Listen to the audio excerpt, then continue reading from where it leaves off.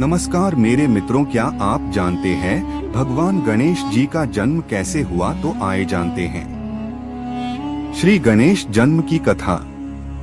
भगवान गणेश का जन्म एक रहस्यमय और चमत्कारिक घटना है, जिसके बारे में शिव पुराण और ब्रह्म वैवर्त पुराण में विस्तार से बताया गया है। यह कथा माता पार्वती और भगवान शिव से जुड़ी हुई है।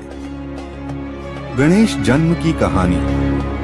एक बार जब भगवान शिव कैलाश पर्वत पर ध्यान में लीन थे, तब माता पार्वती स्नान करने जा रही थीं। उन्होंने सोचा कि कोई उनके कक्ष में बिना अनुमति के प्रवेश न करे, इसलिए उन्होंने चंदन के लेप से एक बालक का निर्माण किया और उसमें प्राण डाल दिए। माता पार्वती ने उस बालक से कहा, बेटा तुम मेरे पुत्र हो, मैं स्नान करने जा रही हूँ, तुम द्वार पर पहरा दो और किसी को भी अंदर मत आने देना। बालक ने आज्ञा मान ली और द्वार पर खड़ा हो गया। शिवजी का आगमन और युद्ध। तभी भगवान शिव वहां आए, लेकिन उस बालक ने उन्हें रोक दिया। शिवजी ने कहा, मैं पार्वती का पति हूँ, मुझे अंदर जाने दो। लेकिन बालक ने कहा, माता ने किसी को भी अंदर न आने देना का आदेश दिया है, इसलिए मैं आपको नहीं जाने दूंगा।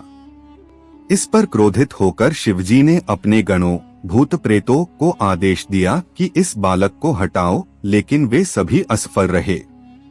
अंत में शिवजी ने त्रिशूल से उस बालक का सिर धड़ से अलग कर दिया।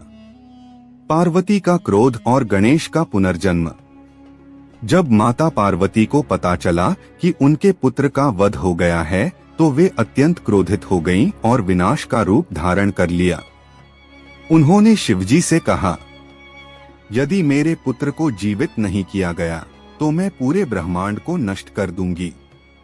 तब भगवान शिव ने एक हाथी के बच्चे का सिर लाकर उस बालक के धड़ पर रख दिया और उसे नया जीवन दिया। माता पार्वती ने उसे गले लगा लिया और शिवजी ने उसे सभी देवताओं में प्रथम पूजनीय घोषित कर दिया। इस प्रकार गणेश जी का जन्म हुआ और उन्हें विघ्नहर्ता, बाधाओं को दूर करने वाले और बुद्धि के देवता के रूप में पूजा जाने लगा।